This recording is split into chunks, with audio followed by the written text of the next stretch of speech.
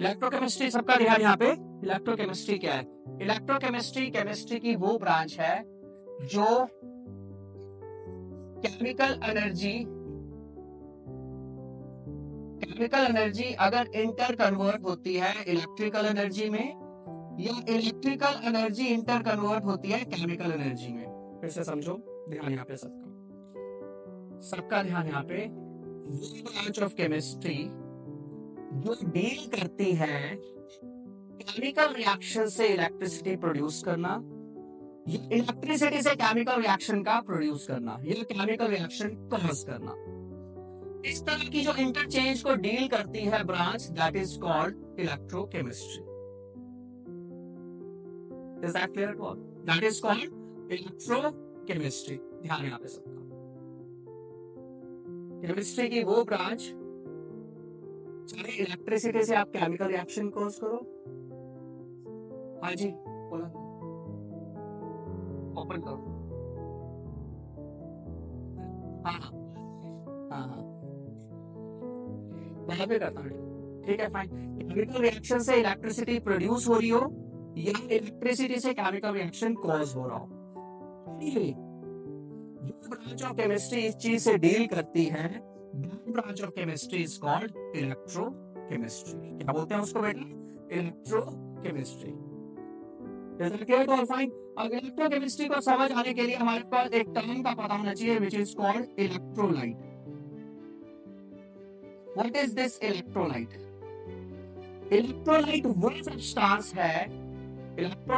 Substance है जो molten और एक्वस स्टेट में इलेक्ट्रिसिटी कंडक्ट करे। क्लियर सभी को? मोल्टन यानी कि उसको हीट करके मेल्ट कर दिया, एक्वस स्टेट यानी कि पानी में डाल के उसको ब्रेक कर दिया।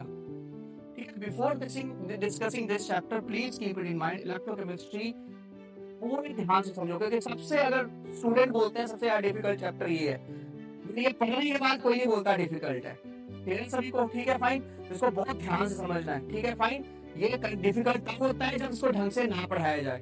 क्लियर है सभी को? मैं पूरा एफर्ट लगाऊंगा, आपने पूरा ध्यान रखना है कि इसमें कोई कमी ना छोड़ो समझने में। क्लियर है सभी को? जो नहीं समझता है बार बार पूछना। इलेक्ट्रोलाइट वो सब्सटेंस है जो मोल्टन और एक्वस स्टेट में इलेक्ट्रिसिटी कंडक्ट करता है। दो तरह के सब्सटेंस होते हैं, one is called strong electrolyte and other is called weak electrolyte. कितने सब्सटेंस होते हैं बेटा जी? कौन कौन से? स्ट्रॉन्ग और वीक। स्ट्रॉन्ग इलेक्ट्रोलाइट वो सब्सटेंस है जो पूरी तरह डिसोसिएट कर जाए, पूरी तरह क्या कर जाए? ब्रेक कर जाए। डिसोसिएट कर जाए यानी कि ब्रेक करके आयंस बना दे। समझ आ गई बात? स्ट्रॉन्ग इलेक्ट्रोलाइट वो है जो पूरी तरह क्या कर जाए? ब्रेक करके आयंस बना दे। और वीक इलेक्ट्रोलाइट है जो पूरी तरह ब्रेक ना करे, कुछ आयंस बनाए फिर कुछ आयंस ज्वाइन करके फिर से नॉन इलेक्ट्रोलाइट, मतलब अनडिसोसिएटेड सब्सटेंस बना दे। क्लियर सभी को? जैसे स्ट्रॉन्ग इलेक्ट्रोलाइट की एग्जांपल करनी है तो NaCl है, अगर आप उसको हीट करोगे तो it will be converted into Na positive and Cl negative. Weak electrolyte की अगर हम बात करते हैं तो CH3COOH, जब बेटा इसको ब्रेक करोगे तो ये बना देगा CH3COO नेगेटिव और साथ में क्या बना देगा? H positive. ये दोनों ज्वाइन करके वापस CH3COH बना देगा। क्लियर सभी को? Clear to all? Fine. CH3COH जो इलेक्ट्रोलाइट है, जब वो टूटेगा तो वो आयंस बना रहा है। वो क्या बना रहा है? आयंस। लेकिन वो आयंस फिर से कंबाइन करके CH3COH बना दे रहे हैं, यानी कि थोड़ा सा ये ब्रेक करके ये बना रहे हैं और ये फिर कंबाइन करके इसको बना दे रहे हैं। क्लियर सभी को? ये टूटना बनना चलता रहता है। And there is an establishment of equilibrium due to this. Clear सभी को? तो वीक इलेक्ट्रोलाइट पे इक्विलिब्रियम होगी, स्ट्रॉन्ग इलेक्ट्रोलाइट में कोई इक्विलिब्रियम नहीं होगी। इक्विलिब्रियम ये फेज जिसमें जितना फॉरवर्ड रिएक्शन जा रहा है उतना ही बैकवर्ड। तो हमने क्या पढ़ा? इलेक्ट्रोकेमिस्ट्री केमिस्ट्री की वो ब्रांच है जो केमिकल रिएक्शन से इलेक्ट्रिसिटी प्रोड्यूस करे या इलेक्ट्रिसिटी से केमिकल रिएक्शन कॉज करे। Is that clear to all? Anyway it deals under electrochemistry. दूसरी चीज मैंने बताई कि इलेक्ट्रोलाइट्स दो तरह के होते हैं। इलेक्ट्रोलाइट्स होते क्या है? बेसिकली इलेक्ट्रोलाइट्स वो होते हैं जो मोल्टन और एक्वस स्टेट में इलेक्ट्रिसिटी कंडक्ट करें।